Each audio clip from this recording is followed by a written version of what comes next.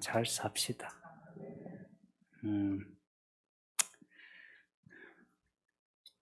요즘은 좀 유행이 좀 덜한데, 제가 고등학교 청년 때는 니체, 프로이트 이런 책이 되게 유행이었어요. 겉멋으로라도 책을 이제 가지고 있어야 되는. 그래서 저도 가지고 있지는 못했고 그냥 슬렁슬렁 읽어는 봤어요. 그리고 나이 들어가지고 이제 다시 한번 정독을 해보고 했는데, 참 기독교 혹은 기독교적인 문화를 되게 안 좋아해요.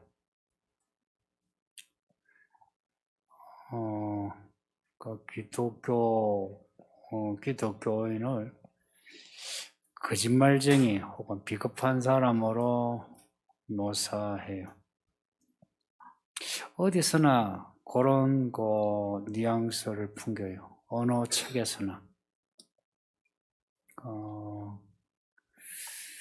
우리 믿는 사람들이 누구 사랑한다 그러죠.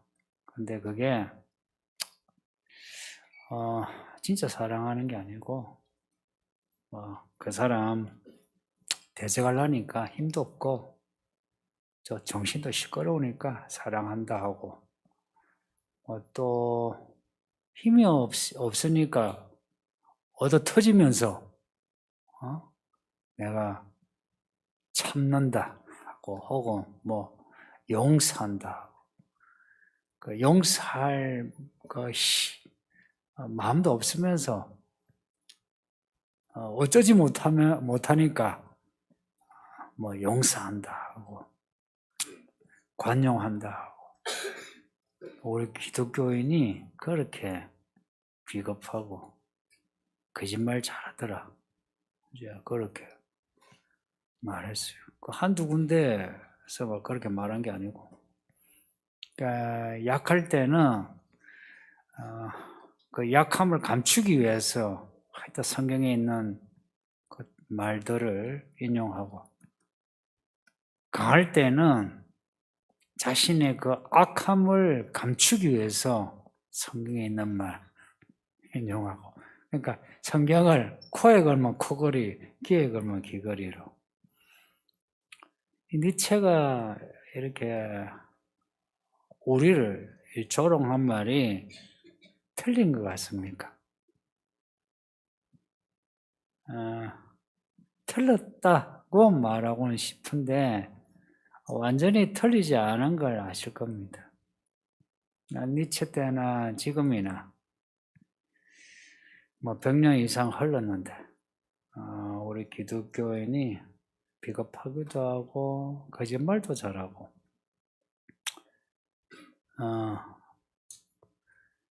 사랑하고 용서하고 인내하고 관용하고 이런 거 있죠. 이거요, 용감해야 할 수 있는 거예요. 진짜 용감해요. 자신이 있어야 그렇게 할 수 있는 거예요. 성경에 그 평안이 있죠. 안식, 이거요, 이기는 자의 것이. 용감하고 진실해야 참 누군가 진짜 사랑하고 또 용서할 수 있는데, 근데 예수 믿는 다른 이제 사람들이 용감하지도 않고 진실성도 없이 약하니까, 혹은 자기 악함을 감추기 위해 성경의 말들을 인용한다는 것. 그런데도 어떤 가책 없이 교회를 잘 다니는데, 그 교회 잘 다닐 수 있는 이유가 뭘까? 오늘 본문과 관련해서 이유 하나 이야기하면 이유 많아요. 근데 오늘 본문과 관련해서 하나 말씀드리면 오늘 본문에 성전이 나오는데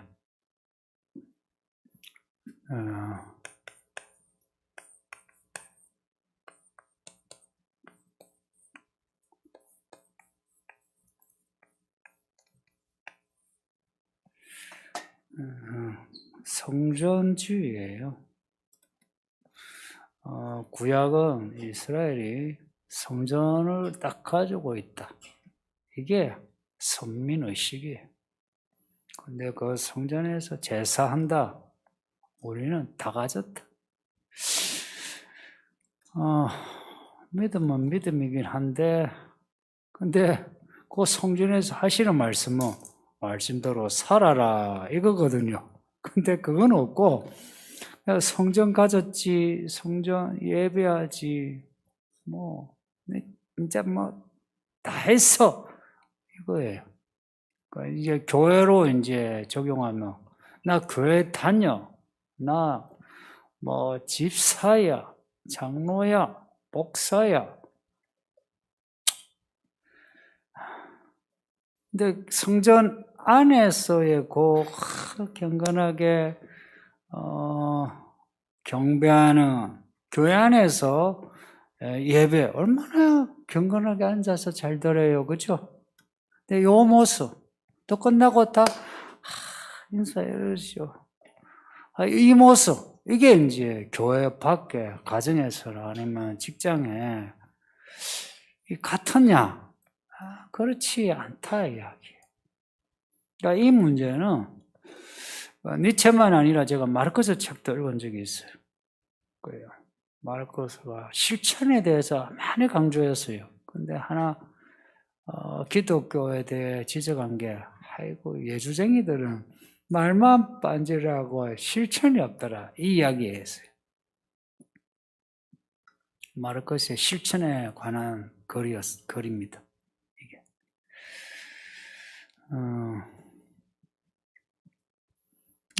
성전 가지고 있는 거, 내가 교회 다니고 있는 거, 이것만으로 교회 안팎의 모습이 다른 거예요.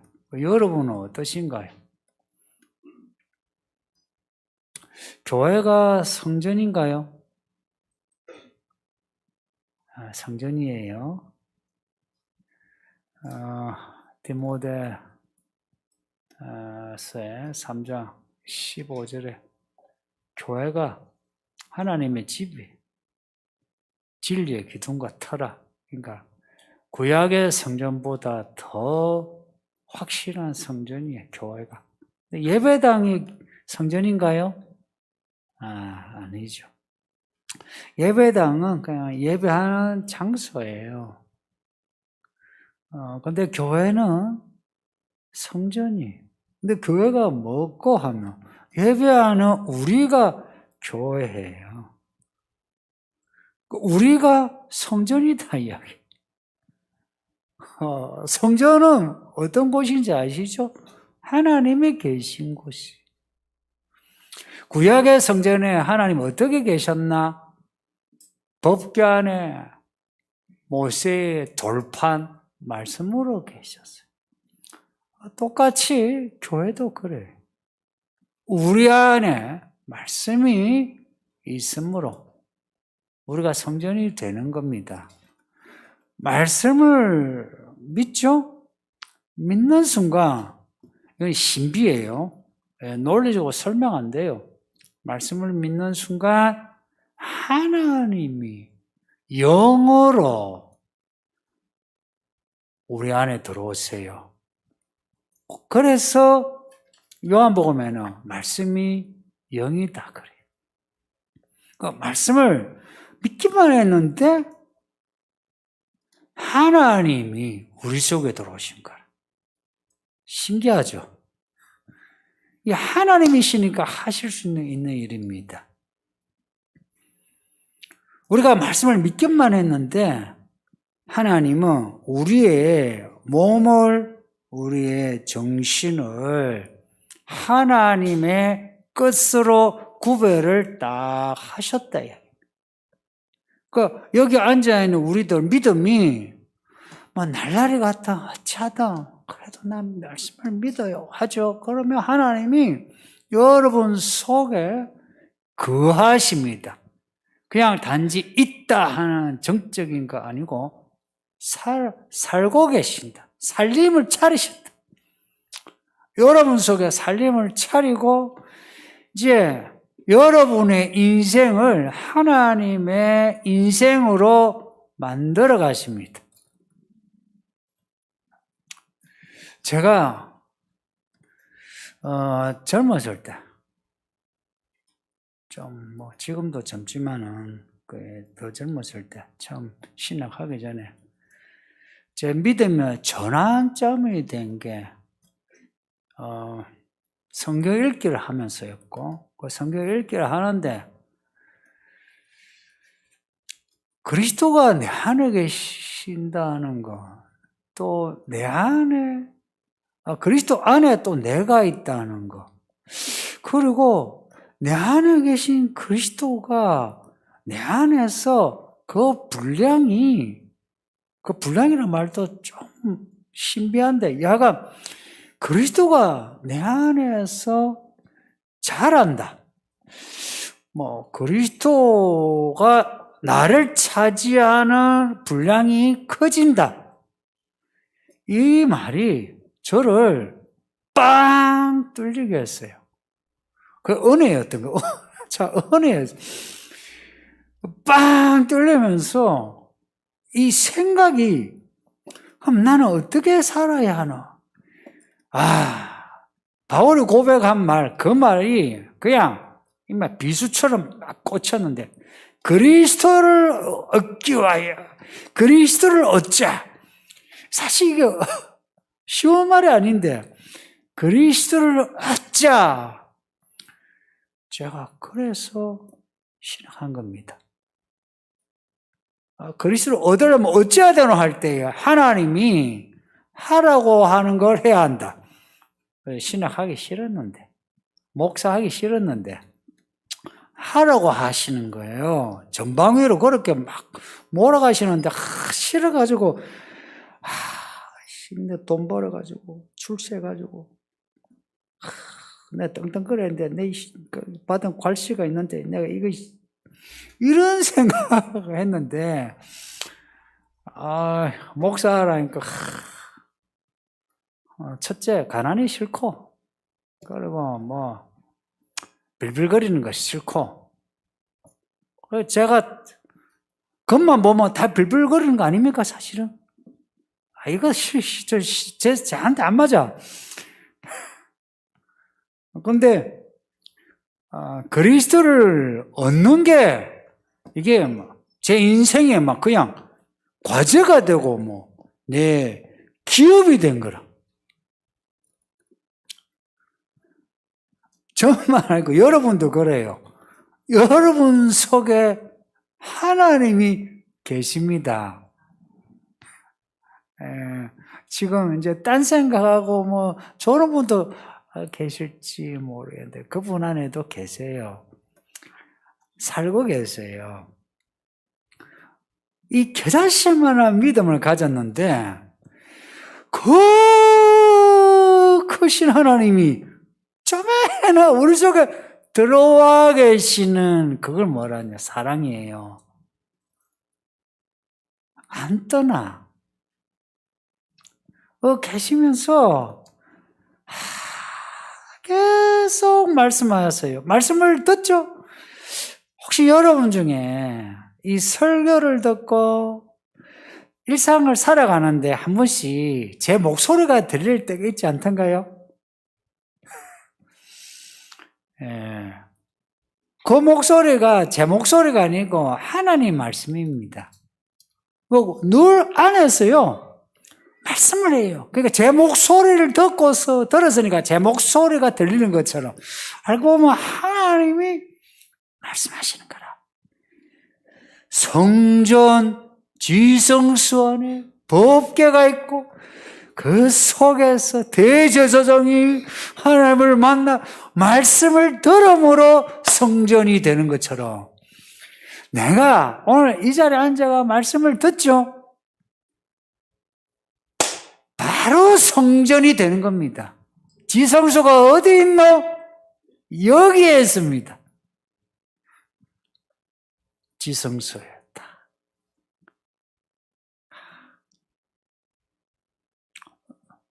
정말 감동할 수밖에 없는. 구약의 그 성전 생각해 보세요. 성전이 울타리가 있고, 울타리 이제 들어가야 되죠. 그 문으로 들어가고, 들어가면 마당에 제단이 있어요. 거기에 제물을 불태워요. 불태우는데 피가 흐르죠.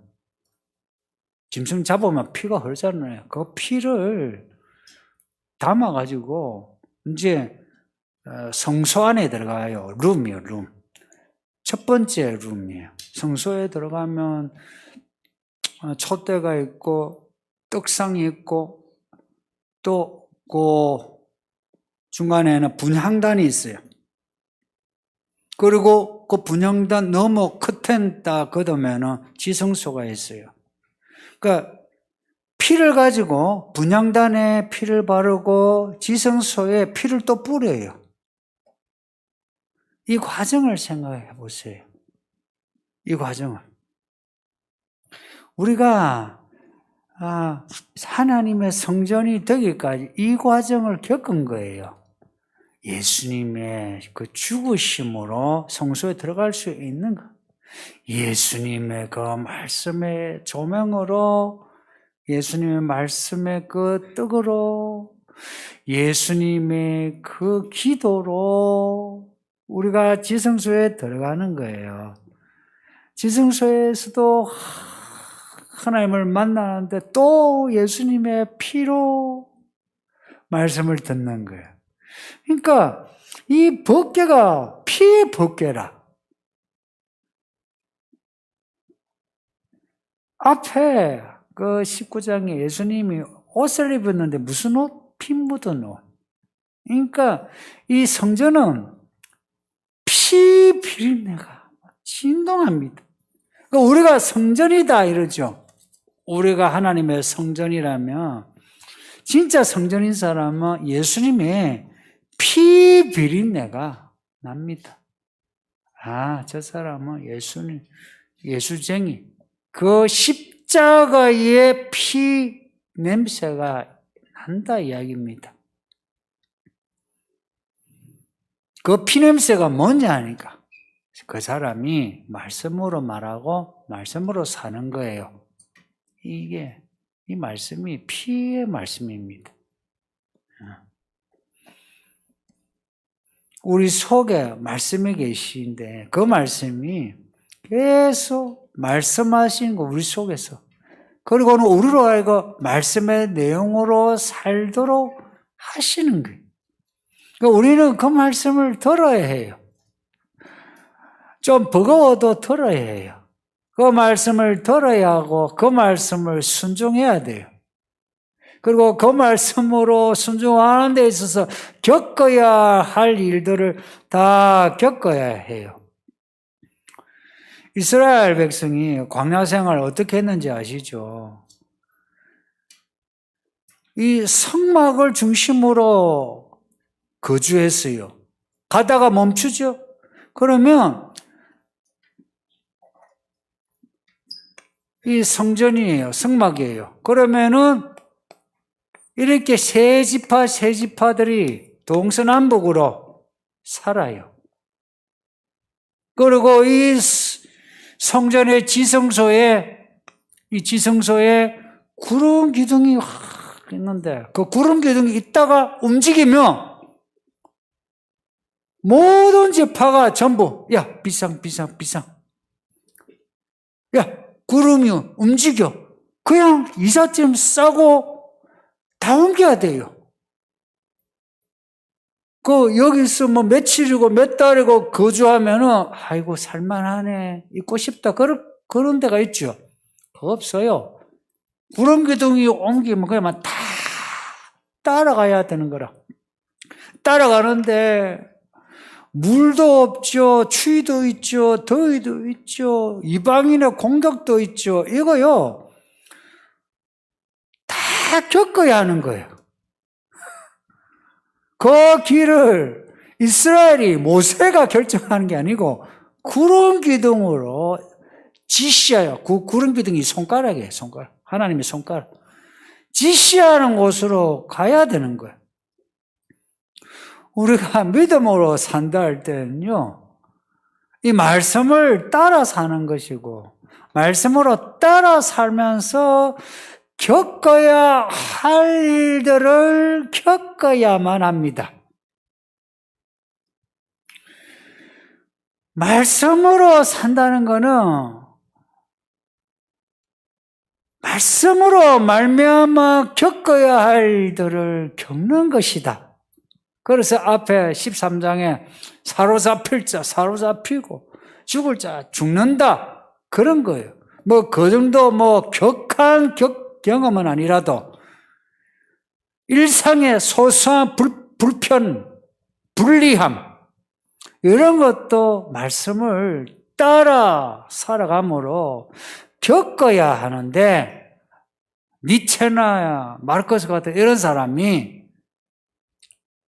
보기에 믿는 사람이 말로는 겪는다 해놓고는 안 겪는다 이 말입니다. 말만 하지 실천이 없다. 근데 이런 일을 겪은 사람, 겪기를 마다하지 않고 겪는 사람이 새 예루살렘에 들어간다는 겁니다. 아무나 못 들어가요.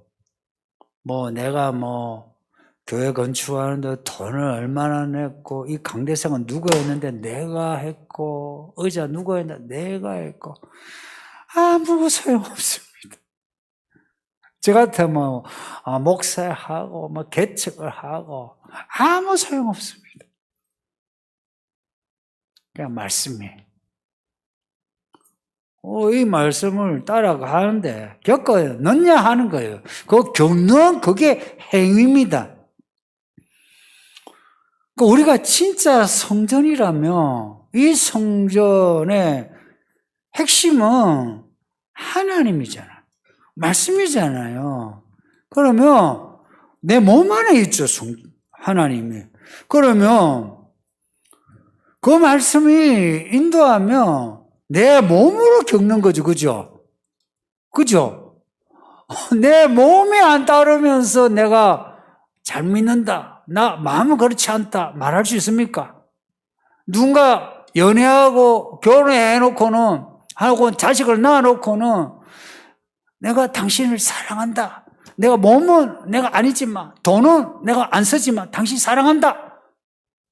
어때요?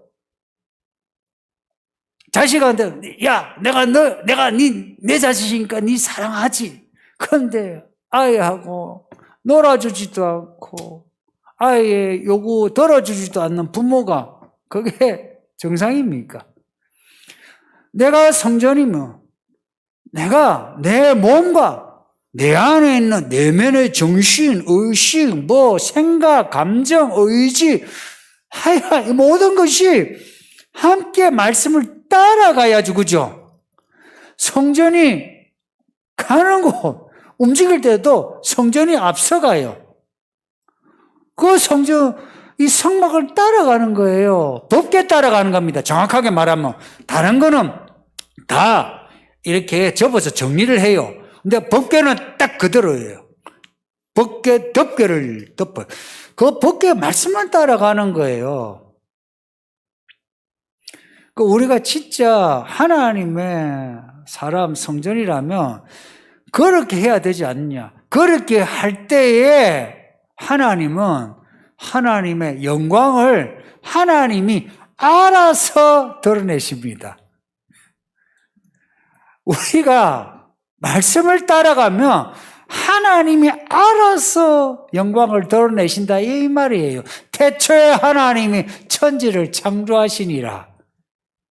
항상 행동의 주체는 하나님이세요.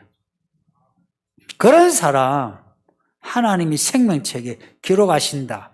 근데 그렇게 하지 않는 사람, 그 사람은 이 성전의 해막, 성막에 있죠. 안에 계신 하나님을 만나지 못한 거죠. 왜 있죠. 성전을 가졌는데 안에 계신 하나님을 내가 만나지 못하고 듣지 못한 채 살아가는 거. 그걸 뭐라냐? 앞에 11장 보면요. 성전 마당, 그 바깥 마당은 청량하지 말라 그래요. 그건 이방인에게 놔주라. 집 밟히도록 놔주라 그래요. 그리고 이사야 1장에 이런 말씀이 있어요. 이사야서 보면 이스라엘이 그렇게 재물을 많이 바치고 제사를 잘했대요. 근데 하나님 하시는 말씀이 아이 비린내 난다. 지겹다.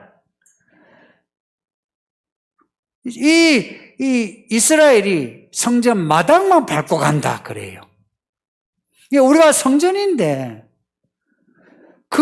우리 속에 있는 하나님을 만나지 못하고 그냥 성전 마당에서만 기웃기웃거리면서 살아가는 거. 하나님이 재짓 말라. 재짓 말라. 이 무슨 말인지 아시죠? 인치지 않는다는 이야기요. 예수님 오실 때 예수님 못 만난다는 이야기요.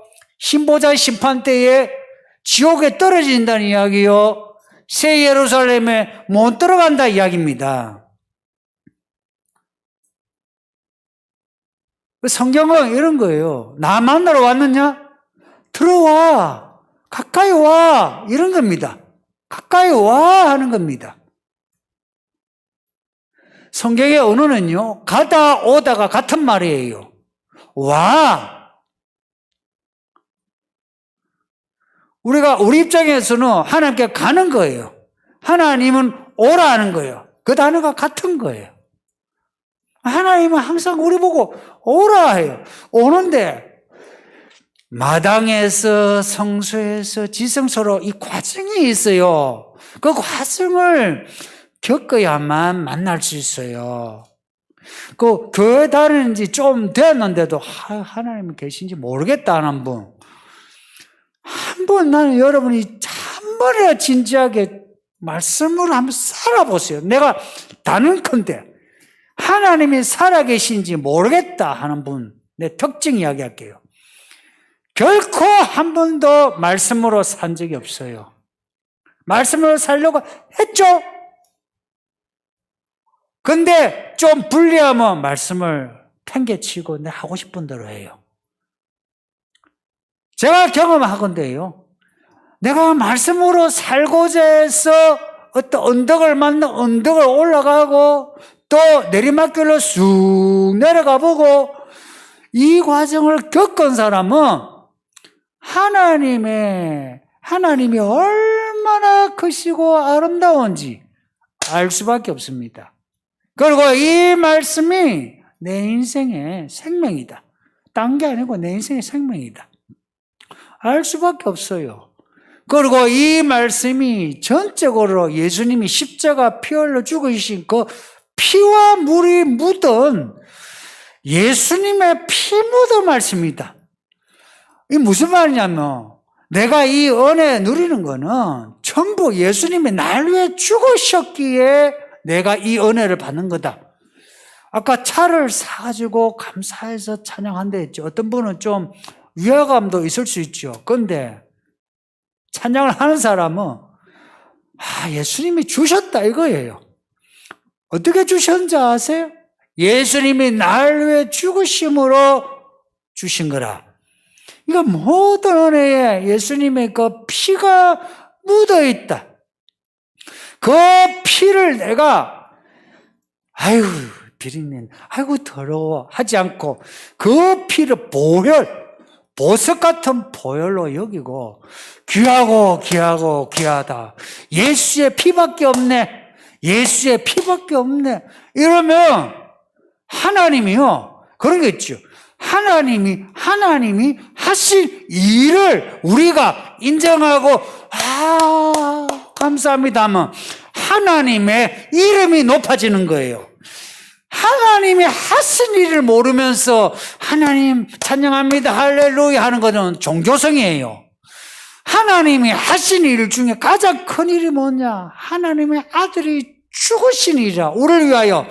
그걸 우리가 제대로 알고, 날 위해 죽으신 예수님, 이 은혜는 전부 십자가 은혜입니다 하고 할 때에 하나님은 영광을 받으시는 겁니다. 예수님이 하늘에서 이름이 뭐냐? 어린 양이에요. 죽임을 당한 어린 양이에요. 죽임을 당한 어린 양이 어떤 영광을 원하겠습니까? 우리가 그 예수님의 죽음을 기념하고 찬양할 때에 영광 받지 않겠습니까? 아버지 하나님도 그렇습니다. 내 아들을 십자가에 죽이기까지 우리를 사랑하신 거예요. 근데 우리가 그 십자가를 놔주고 하나님 사랑합니다 하면 하나님 어쩌겠어요? 저희들이 뭘 사랑한단 말인고. 근데 우리가 하나님 하신 일을 기념하고 하나님 사랑합니다 하면, 이야, 저희들이 나를 높이네. 그렇지 않겠습니까? 이게 논리적으로 생각해 보세요. 성전이 우리는 매일매일 하나님 앞에 서 있다는 거 잊지 마세요. 예배당에서만 아니고 일상에서도 하나님 앞에 서 있게 돼요. 그래서 니체나 이런 사람들, 지금도 니체 같은 사람 많죠? 더 많아졌어요. 더 많아졌어요, 이제는. 그래서 믿는 사람조차 믿는 사람 손가락질하고 그래요. 하물며 안 믿는 사람들, 믿는 사람, 교회 문제만 생기면 막 그냥 삿대질하고 욕하고 조롱하고 그래요. 이런 시대에 우리가 교회 안에 쓰고 안도 그래요. 교회 안에서 뭐 잘못하면요 조롱당해요. 같은 성도끼리 조롱해요. 교회 밖에서는 말 것도 없으니까 교회 아니고 바뀌고 말씀으로 삽시다. 예수님이 요한복음에서 하신 말씀이 있어요. 제자들이 심판에 대해서 물었어요. 뭐라고 했냐? 예수님이 내가 너에게 한 그 말이 너희를 심판한다 그러셨어요. 예수님이 우리에게 하신 말씀이 우리를 심판한다 하는 거예요. 특이하죠? 우리가 지금 읽고 듣는 말씀이 우리를 심판해요. 흰보자 심판대의 저울과 그 추가 잣대가 뭐냐? 말씀이에요. 말씀으로 우리를 판단하신 거라. 그래서 말씀대로 살았다면 합격이요. 말씀대로 살지 못했다. 그 행위란 거는 말씀의 행위예요. 못했다면 그러면은 불합격이에요. 이 심판은 변함이 없어요. 양보하지 않는다 이야기입니다. 어쩌면요, 네 책에 조롱을 받는 사람이라면 천국에도 못 들어갈 것 같지 않습니까? 교회가 눈이 어둡고 귀가 이게 막혀가. 교회가 침묵하니까 교회 밖의 사람들을 통해서 하나님 말씀하신 것 같지 않습니까? 니체 때 교회가요, 막 지식으로 혹은 경건주의로 막 이런 거 교회 이거 있잖아요. 막 전부 교회에서만 살고 하거나 아니면은 교회 성경 지식으로 파고들면서 지식으로 하거나 이랬어요. 그러니까 바깥에 삶이 없는 거라. 그때가 그랬어요. 근데 지금 100년이 지났는데도 지금이 별 상황이 좋아지지가 않았어요. 우리가 어떤 사람인지 한번 자기 자신을 점검하시고, 내가 예수 안 믿는 사람이면 몰라. 예수 믿는 사람은 내가 성전이다 생각하세요. 새 예루살렘에 성전이 안 보인대요. 눈에 안 보여요. 여러분이 여기서 성전을 보려면 볼 수가 없어요. 새 예루살렘의 성전은 하나님이세요. 우리가 성전인데 성전을 어떻게 보느냐? 하나님의 말씀으로. 우리가 말씀으로 살 때에 성전의 모습이 드러납니다. 내가 말씀으로 살 때에 사람들이 저 사람 하나님을 믿네 한다는 거예요. 그러면은 내 가족이, 내 직장의 사람들이 저 사람은 다르다.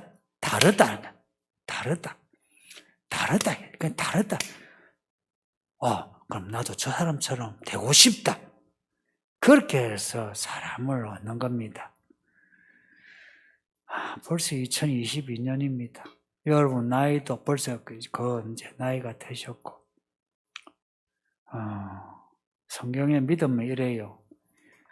언제든지 예수님이 오신다 하는 게 성경의 믿음입니다. 근데 이제는 진짜 오실 때 됐어요. 마지막 날까지 우리 성도님들 거룩한 성전됨을 가지고 살아갑시다. 그래서 안 믿는 사람에게 욕먹지 맙시다. 말씀 생각하면서 기도할까요? 다 같이 기도를 하겠습니다.